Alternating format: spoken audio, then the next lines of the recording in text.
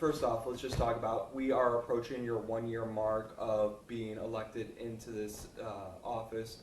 Let's list off some accomplishments you think you've hit over this past year. I'll start by twisting the question. I sometimes say I don't, this is kind of true for me. I don't really think I have any accomplishments in my whole life. I don't really think about things that way. I think there are things that I've been able to do with other people, and I love doing things with other people.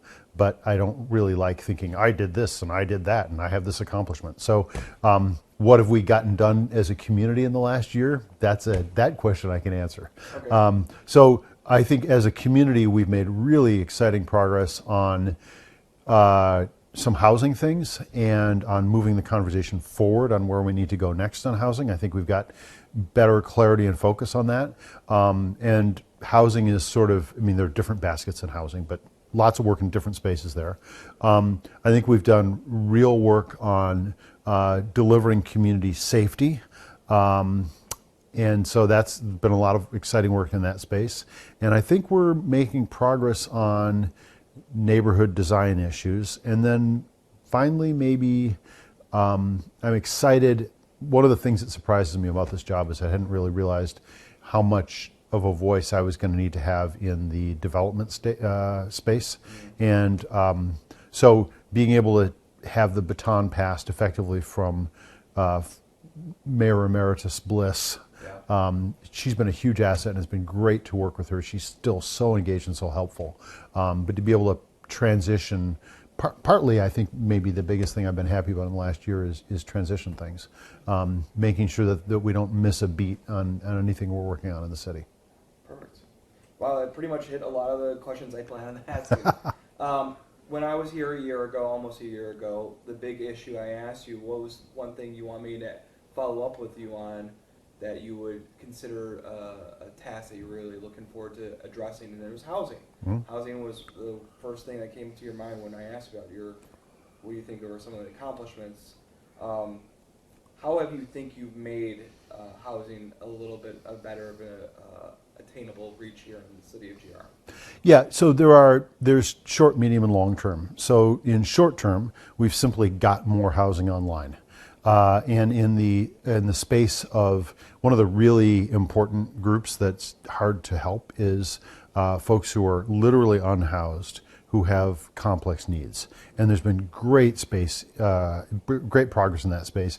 I think a couple 100% increase in the number of people in that hard to help category who we've served, and really low re-entry into being unhoused in that population. And we don't need to get into the data, but the data is really good.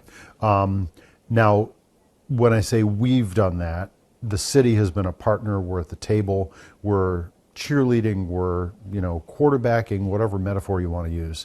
But I don't want to. You can't possibly talk about the space without talking about the great work and the reimagining work that places like Dégagé and Meltrotter have done, but also the great work that the Chamber of Commerce has done at really putting resources and talent into picking this knot apart, or cracking the code, or however you want to use the analogy. So again, my theme of doing things together, this is not something the city's doing in isolation. It's a community issue, and we've had a very broad community response. Anytime you have a complex issue, you can have a worry that you've got scattershot solutions, and that 18 people are doing some things which are maybe not pulling in the same direction as other people, or people aren't talking to each other. And so there's a really good plan and habit for collaboration and visioning in that space, which I go to meetings periodically with a lot of community philanthropic voices, a lot of people who care about this issue, have expertise. And so all of those people are really working on that issue. So short term, some of that's been done. Medium term, I think that we've got things in the pipeline. And some of I don't know if I said it to you or not, but I've said before that for me, let's just take the new soccer stadium. I said for me, the test for whether that's a success is less how many people go see a professional game. I mean, I'm happy that people will go see professional soccer. But for me, the test of whether that is a success is a lot of that's going to be, does it stimulate new housing? And there are active conversations about housing around the soccer stadium right now, and that's coming. And so seeing those anchor focal point investments, the soccer stadium and the arena, I see those as housing stimulus as much as anything else. And getting people to live around those things is really exciting. So, and then the long term is I keep messaging on this simple reality, and that is there's only two ways to really make housing more affordable. One is to subsidize it, use taxpayer dollars and undercut it, and the other is to cut the cost of construction. Those are your two long-term strategies. And so if you're looking at cost of construction, a lot of it comes down to, do we need regulations for all these things that we've regulated? Can we do sensible deregulation? And are there barriers and things that simply increase cost that don't give us the benefit that where the cost benefit analysis doesn't line up? Yeah. And so that is a national conversation where people on the left and people on the right are really singing from the same hymn book at this point. There's real consensus that needless regulations are a lot of what drives up the cost of housing. What would you say are some of the deregulation issues you've addressed? Well, for start, I'm having conversations already at the state level. So there are let's again three tiers here. One is things that we can't fix at the local level, and that's like building code issues. And I'm in conversations with folks at the state level, state representatives, who I hope will be bringing forth some legislation that will help us do some smart building code shifts. The local question largely comes down to zoning. So I'll give you an example. I was at a project a while ago, a new house went up, and I asked, why wasn't this a duplex? Why is this a single family home? Looks like you could have fit a duplex on the property. Now, the nice thing about duplexes is the cost per unit is almost half what it is. It doesn't cost that much more to make a duplex as opposed to a single family home. So there's a real affordability benefit there. There's a more neighbors in the neighborhood benefit. There's an opportunity for you to live next to a rental income if you want to, like, it's a path to prosperity and wealth building for whoever owns the duplex. So duplexes, I like duplexes. So I asked why not? And the answer was, well, we have to have a driveway. Why do you have to have a driveway on every single home in town? And the answer I got was, well, we need it for the fire department. Well, I haven't ever seen a fire truck pull up into a driveway when there's a fire. So I'm not convinced that that's a great argument anymore. Now, maybe it was when we had horses on our fire trucks and we had to drag them to the backyard because the pumps weren't that powerful. But I don't think that's not the world we live in anymore. So re-examining those assumptions.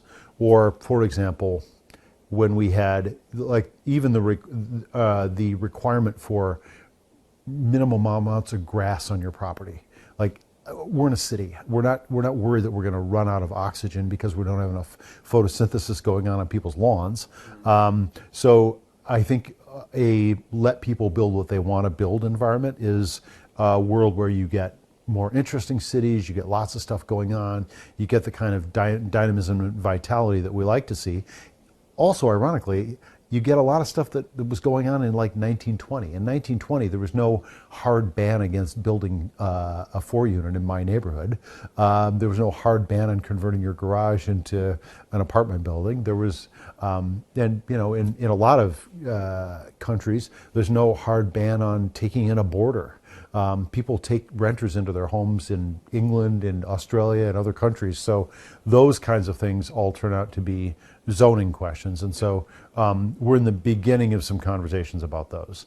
Would you say single-family homes are going to be an obsolete situation here in Grand Rapids? I mean, they're vastly the majority of our housing, right? So we've got tons of single-family homes. So I guess the question is, in a world where 90% of the population lives in a single-family home, that means that when those people move or whatever, they're going to be single-family homes for sale. Building a world where we have more duplexes really is going to help us with the affordability thing more than building single-family homes is. So we're going to keep building single-family homes because people want them, but I think a shift in emphasis, right?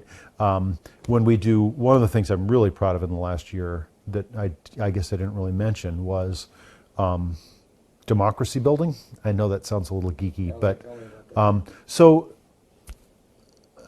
I'm maybe a 20,000 foot view guy, and I actively worry about whether the United States of America is going to survive. And there are all kinds of, when you look at California deciding to do redistricting, and because they don't like the results they're getting, or Texas deciding to redistrict because they don't like the results they're getting. Well, you're moving towards a world where those states just say like, well, if we can't win, we're just going to leave. I mean, Texas has been talking about seceding ever since they joined the Union. But like, if we're moving towards a more and more fragmented country, great. If you're a liberal and you live in California, maybe you can go off be your own country. But what about places like Michigan that are really purple states? If we can't figure out how to live together happily with people who disagree with us about things, we can't have a democracy anymore.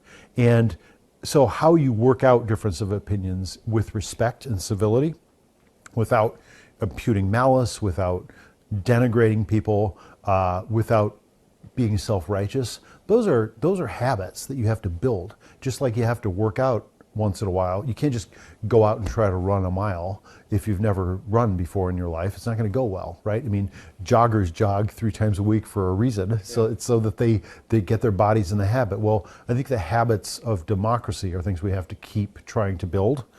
That's all a way of saying I inaugurated, when I became mayor, a weekly focused town hall, which we call Mayor's Mondays, and we did 30 of them in the last year. And we theme them around things that people want to talk about and things that are pressing issues in the city. So they're not town halls where we say anybody can come talk about anything. We have a moderator, and I bring in people who have some expertise in the issues, and we sort of have a dynamic, fluid conversation about things like justice and policing, public safety, about housing. So one month we talk about housing, next month we talk about justice and policing, next month we talk about neighborhood design, and then we go back to housing, and we go back to justice and policing. And so every month is a different theme, and we move them around town, so they're not in City Hall. We move first ward, then second ward, then third ward. And we've clearly had growing participation. We were kind of at risk of having to turn people away at one a couple weeks ago because the space wasn't quite as big as how many people we had show up. So we're getting to the point where occasionally we have standing room only at these, which is great. And over the last year, those conversations have been so positive. Now you have to remind people, hey, we don't want to say things are terrible. We want to say, hey, I really think you might want to do this. Like, it'd be great if we had a bike lane on Lake Drive that was continuous and not start and stop. And I think to do that, you've got to do this, this, and this. Well, if somebody comes and says that, we're having a positive conversation about how to do something positive, right? Not Lake Drive's terrible. So cueing conversations and cueing people to have positive conversations.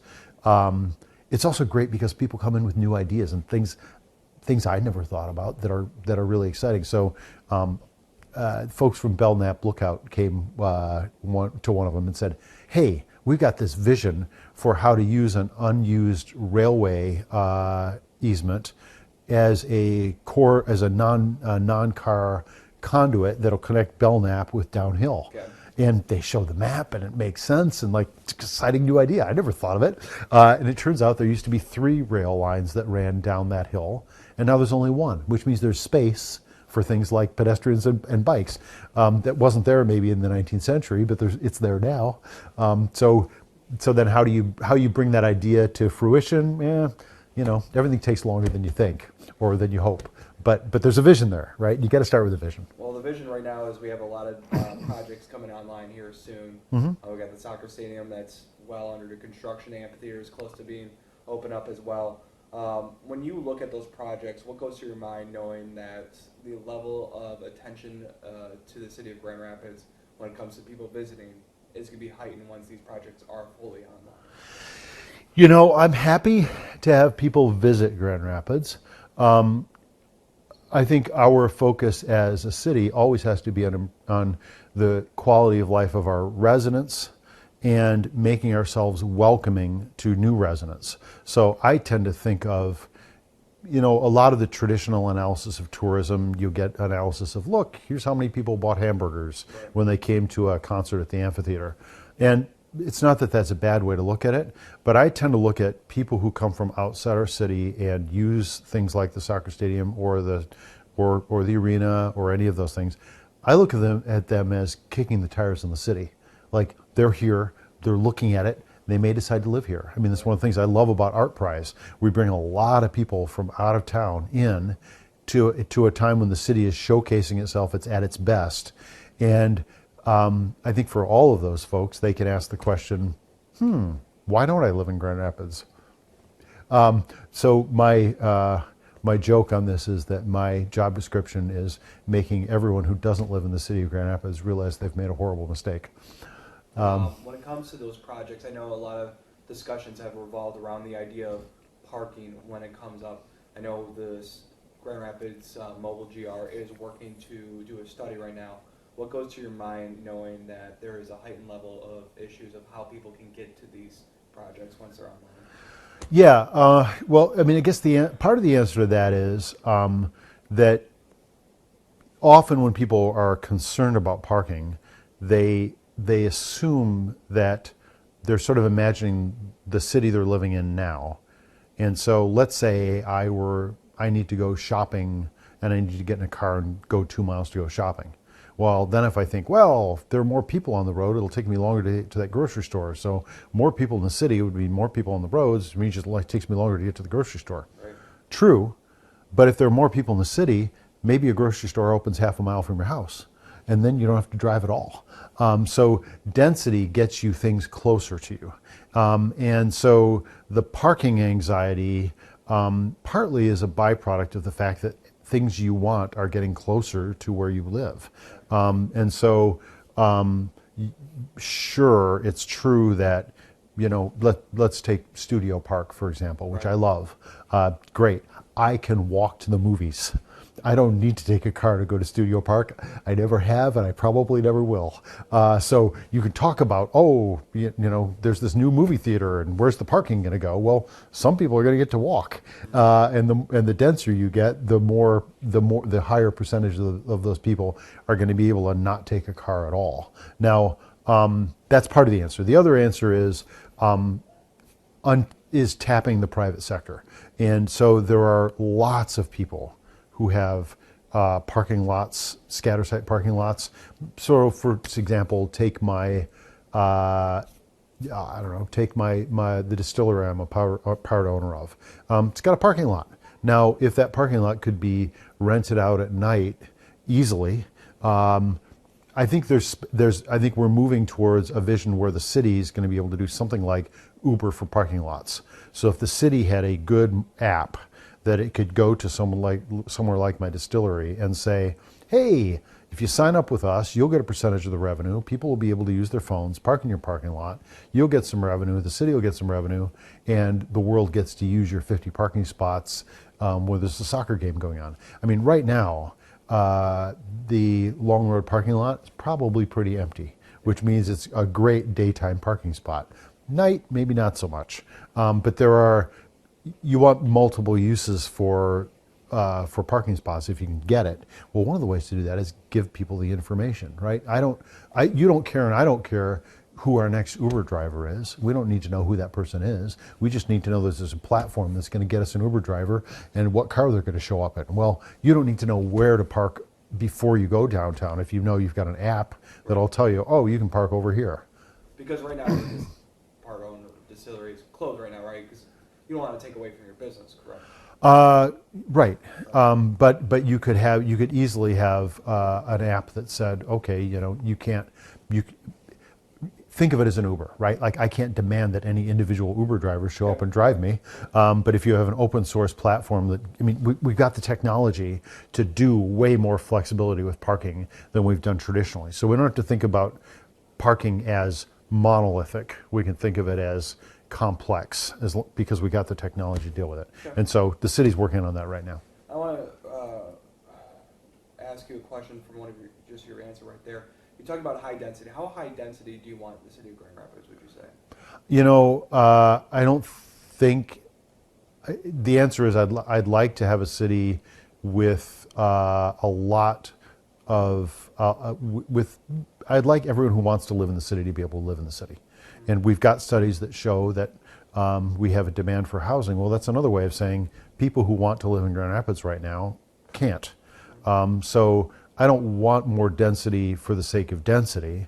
What I want is better lives for the people who live here, and I want people who want to live in Grand Rapids to be able to live in Grand Rapids. So again, I think often people think in binary terms when they think, or slippery slope terms. So like people think, oh my gosh, we'll be Manhattan. Well, I walked to work. I walked to work this morning, and I walked down State Street.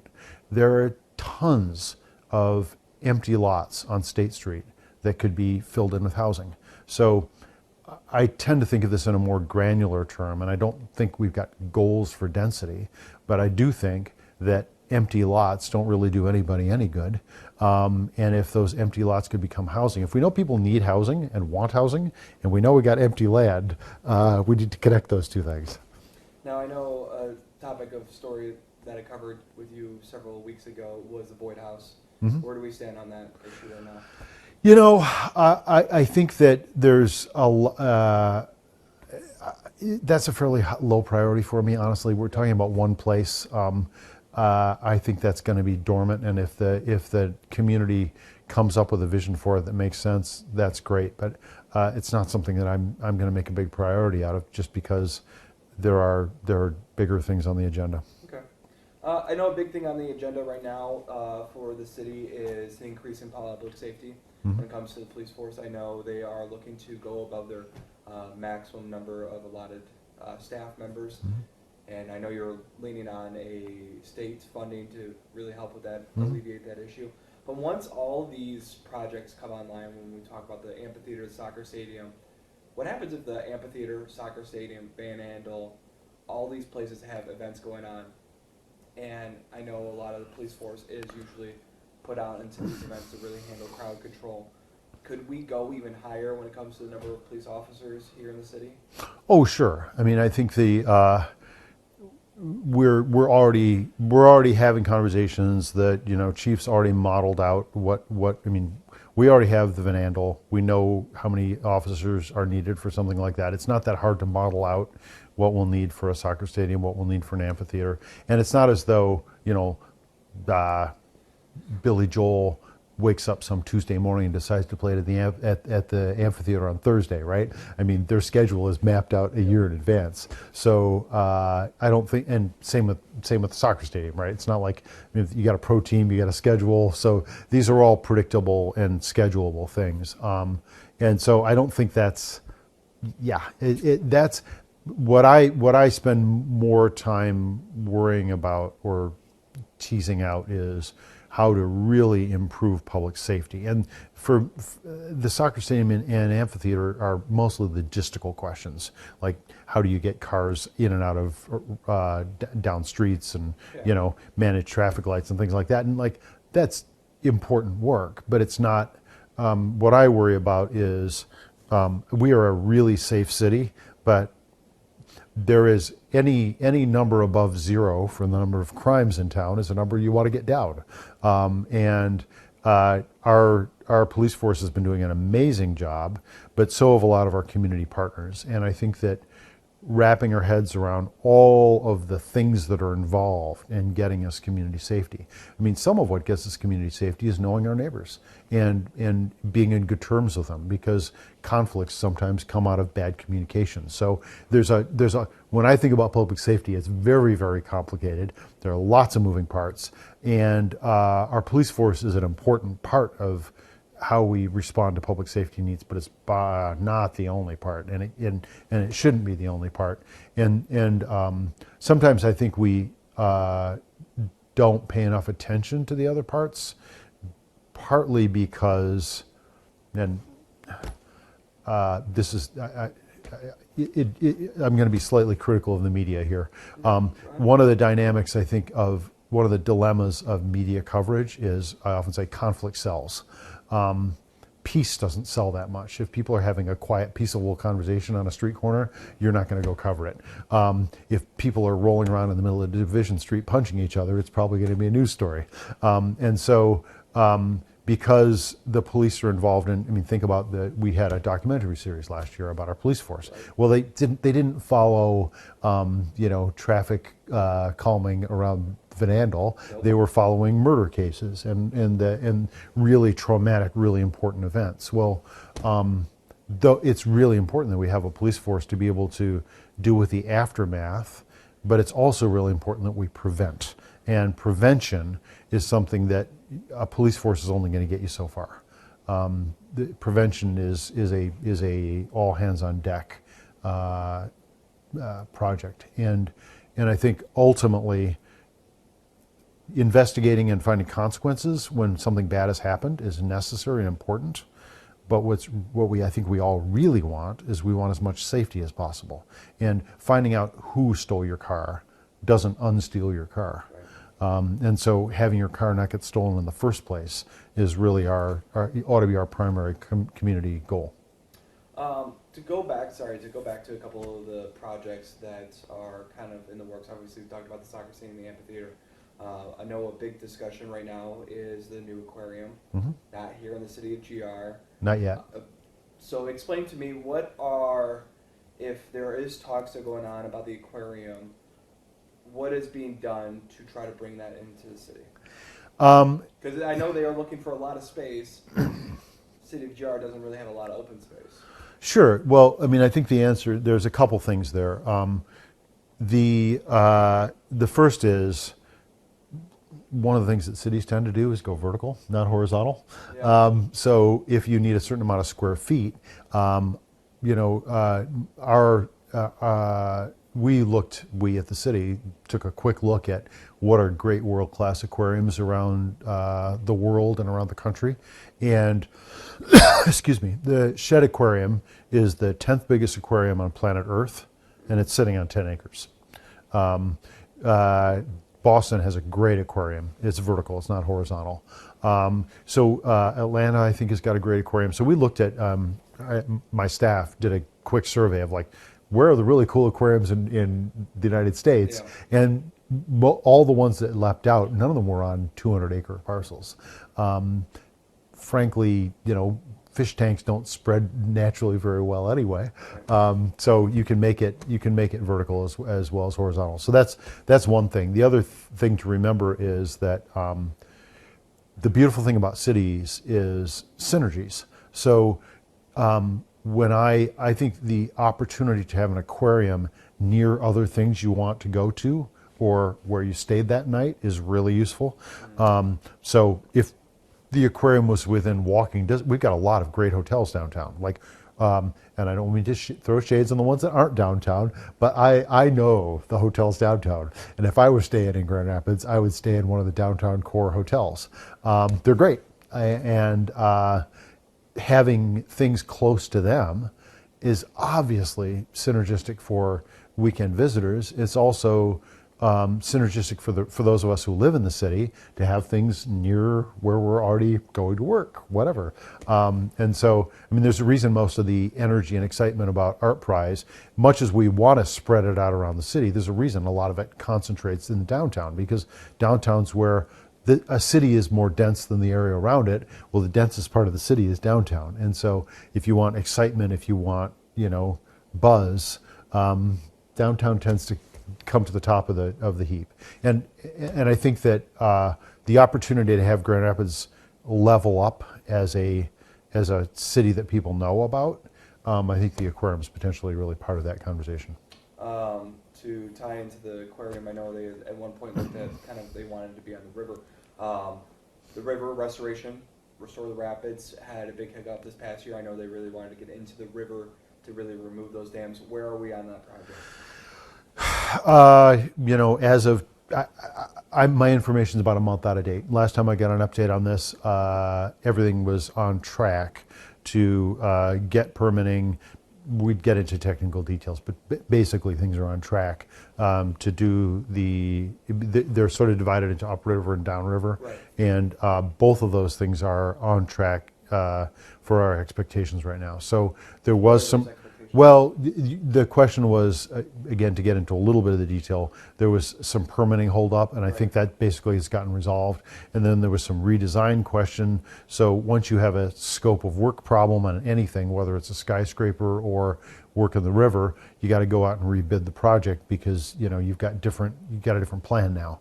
And so there was I think a question of like essentially putting a temporary barrier in the middle of the river, doing some work on one side, then doing some work on the other side, and that's a different vision than the earlier vision had been. So getting that out for bids, and the reason I say my information's a month old, it's not because I blew off a meeting. No. It's just that this is not something I get briefed on or we have conversations about every week.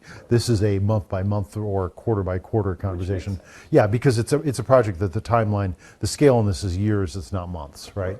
And sometimes you get pinch points and pressure points. So, for example, right now. We've got some pressure points in the city, and I've got to deal with those pressure points. They those will be in the rearview mirror in a month or two, right? So right now, the fact that the state of Michigan said, "Just kidding," about a huge chunk of its budget, well, that's something we better get resolved quickly because there are lots of community entities who had plans to do great work, and all of a sudden, I went to a ribbon cutting at St. Mark's, who's got a great program for helping people in the community who need a place to be together and occasionally get some food. So they've got a food service they run out of there, but it's also a real community building thing for less affluent people in the downtown area. Well, they were going to get funding for that. It was all approved, and like now they're left holding the bag. Like they had a ribbon cutting. They thought that this was happening, and we have sort of an unprecedented withdrawal of money by the state. Well, that's we're going to have to deal with that, and which leads us into the longer conversation, which is one of the defining things about my term of being mayor so far, is that we've had. The federal and the state governments have proved massively less reliable in the last year than they have been in my lifetime. And so if you're living in a world where you can't rely on, where the federal government's word is not reliable, they're not, you used to be able to rely on the federal government to do what they said they were going to do. And if that's not true anymore, and if it's not true that the state will do what it said it was going to do, then we're in a world where if all those forms of government are getting weaker, the city's going to have to get stronger. That brings me to my next question. Is when it comes to the state funding, losing that funding, then on top of that, we're watching a lot of pullback from the federal level as well. What are you all talking about to make sure you don't lose that drop in funding, or have a drop in funding? Well, I mean, I think there's a bigger conversation you can have, which is if we made a broad community society-wide deal that most of our tax dollars went up to the federal government and to the state, and then that money came back into the community in the form of programming. Right. Well, if that's not going to happen anymore, then why are we giving them our money? I mean, that's the broader conversation, right? If one side of a contract is being upheld and not the other side, well, the person who keeps upholding their side when the other side's not upholding their end of the deal is a sucker.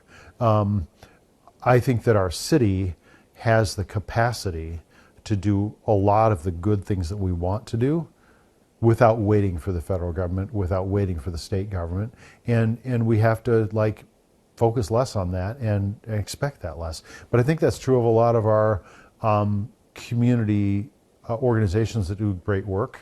They've got to ask themselves, if we want to do this great work, and if the federal government's not a reliable source of funding or support, and if the state's not a reliable source of funding or support, do we find other sources? And the nice thing about Grand Rapids is we've got a community that really does not see government as the solution to all the problems. So, the word that gets thrown around all the time is public-private partnerships. But I don't think that goes deep enough. I think that we really live in a community where people think that that if there's work to be done, they have to figure out how to help do it. And so it's not as though we're sitting writing contracts between people in the public sector and people in the private sector all the time. It's that everybody in the community sees community problems as needing help and support from everyone in the community. And so the lines aren't as rigid as they might be other places. And the attitude is not, well, someone else is going to do it.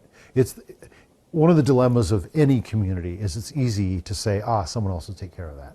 I'm sure I don't have to worry about that. And communities that succeed are communities where people think, if there's a problem, then it's my problem. It's all of our problems. And so I think our ability as a community to take ownership of the work that needs to get done is going to be the key to our prosperity and our continuing to thrive. If you don't mind clarifying a little bit for me, because you could take it a couple of ways on how you answer that question. When you think of how you can handle money not being dished out, if you're holding one end of the deal versus them, would you think about holding back money before sending it over to the state and federal? I mean, it depends on how bad it gets, right? I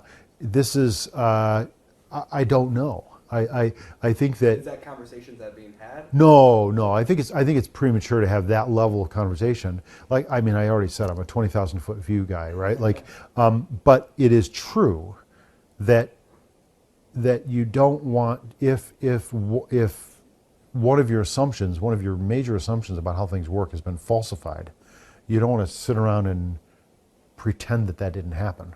One of my jokes that I often use is the worst thing you can do when your house is on fire is pretend your house isn't on fire.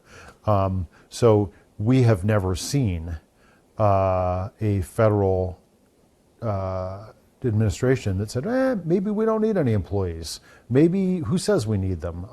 Who says we need to honor our commitments? Who says? We've never had anybody at the federal level before said, who says we have to pay back federal debt? That is a very uncertain world. And not only does business not like uncertainty, none of us like uncertainty. If you're talking about city projects, the scale is always years. You don't wake up some Tuesday and remodel Fulton Street. That's engineering. You're talking scales of years. Well, the private sector, you and I, we don't get 30-year mortgages and then see what the rates are going to be like in the next 30 days. We like 30-year mortgages. So homeowners like to be able to think in decades, not months. In a landscape where things change month by month by month by month is a destructive landscape. That's not good. So one of my priorities as mayor is to make sure that people understand the city's word is its bond. We have a long-term plan. We're going to stick with our long-term plan.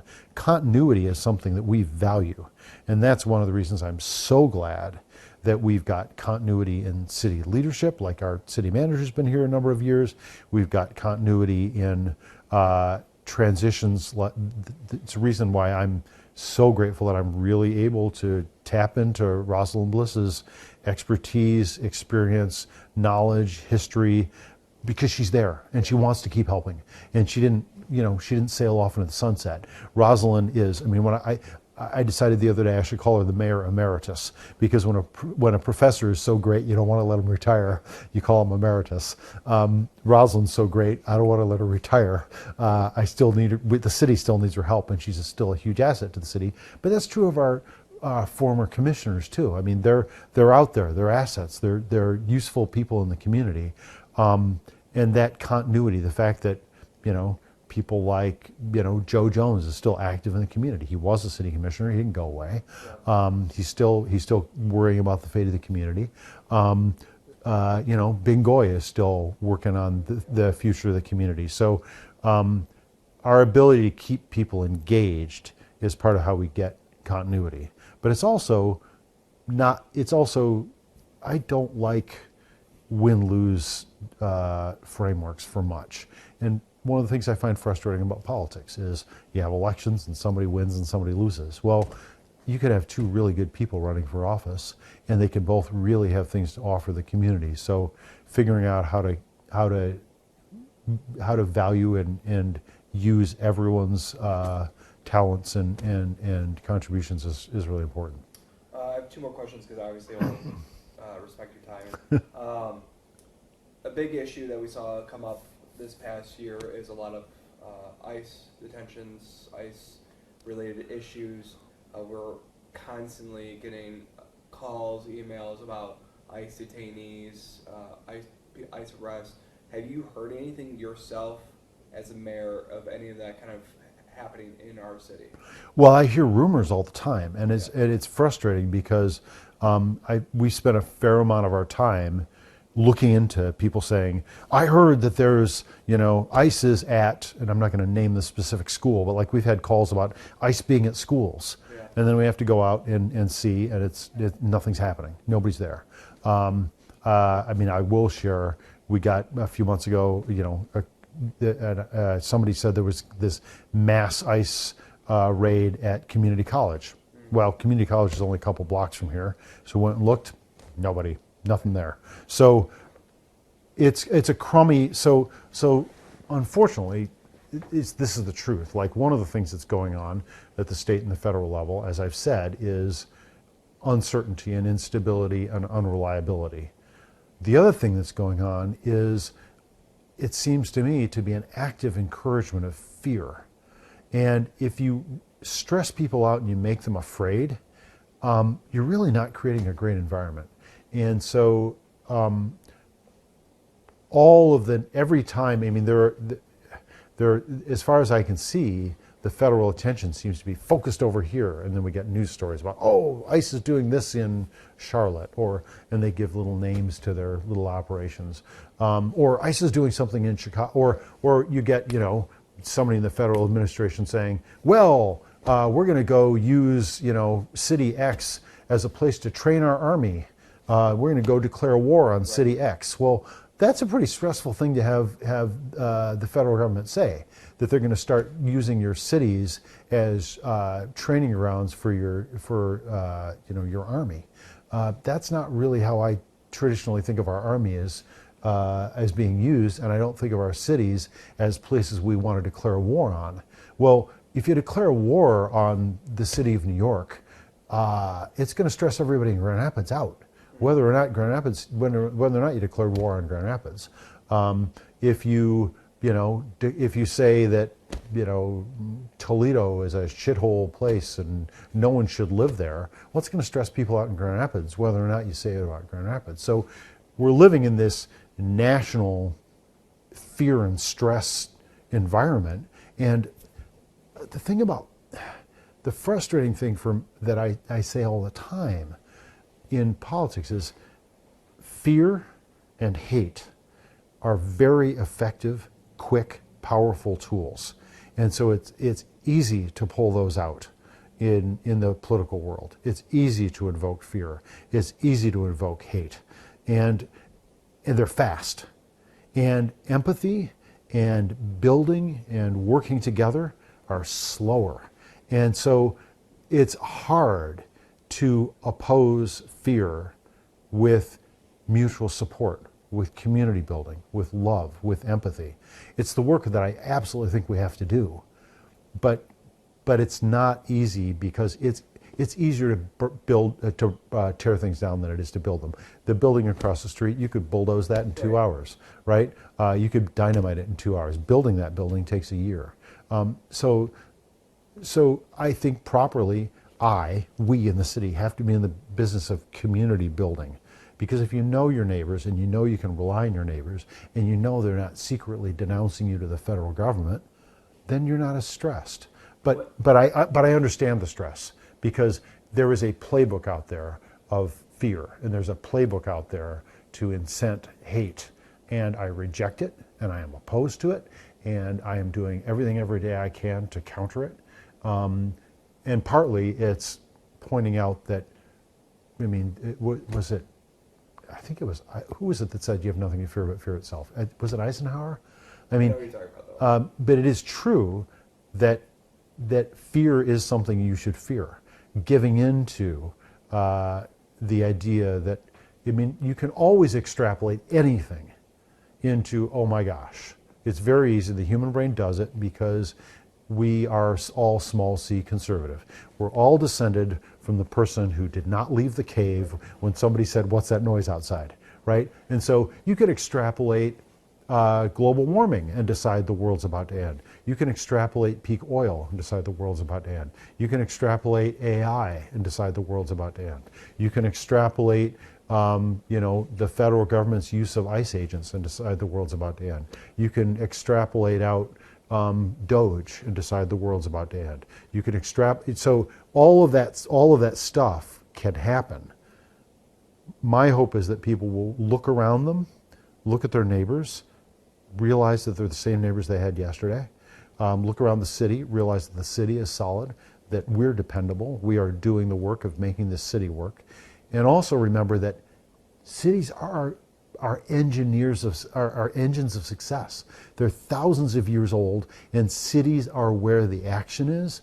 They're where the community is. They're where the knowledge is. They're where the education is. They're where the jobs are. So all of that national level and sometimes state level chaos doesn't have to define who we are as a city. It really doesn't.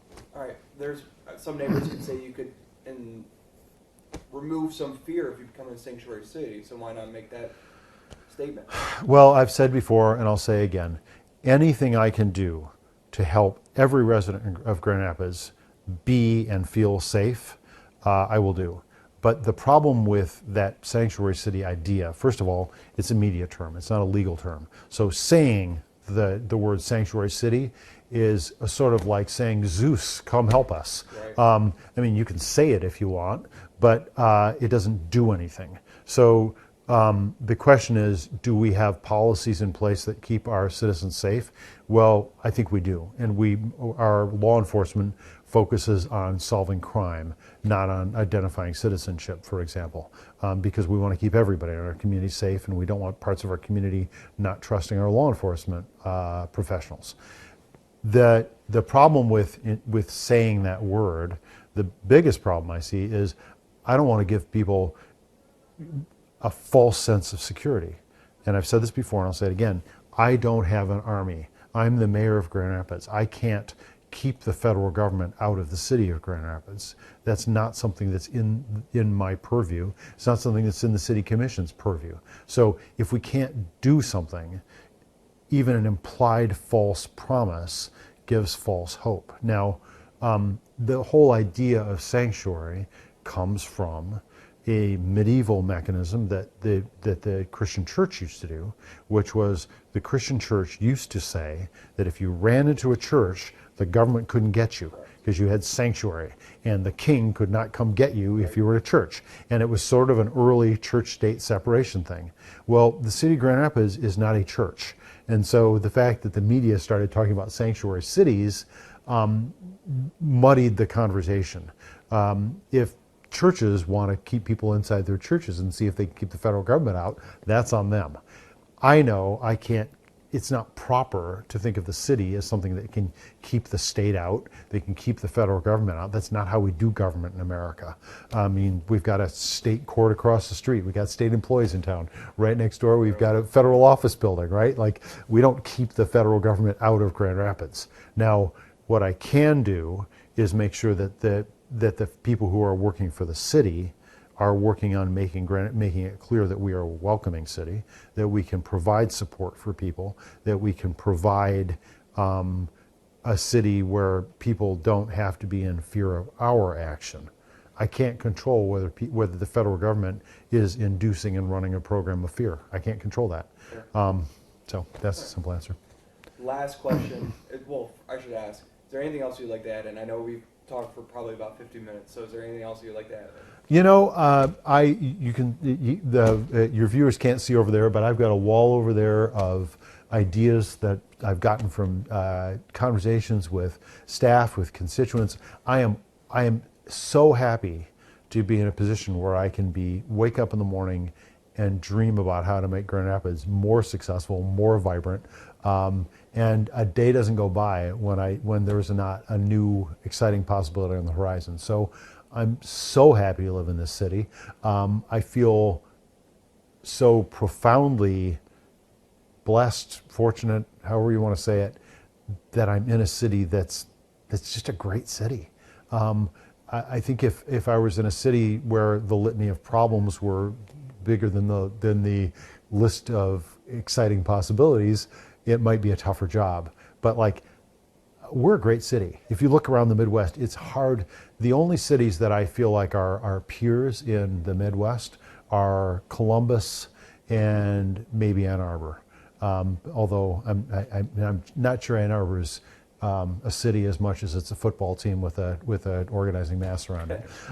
But you know, we are a great city. We are doing well, and so I feel so glad to be able to be part of this community, to be able to be a focal point for all of the energy, all the ideas, and all the great work that's going on. And at the end of the day, I'm just a conduit for helping all of that stuff happen. So I don't see myself as having accomplishments, wanting to accomplish things. I just want to coordinate, focus, and help us get to the next level. So excited. Actually, that was going to be my last question. I mean, the last time I was here, this room looked a lot different. So Yeah. thank you for answering that. Yeah. Perfect. Perfect. That's it. Yep.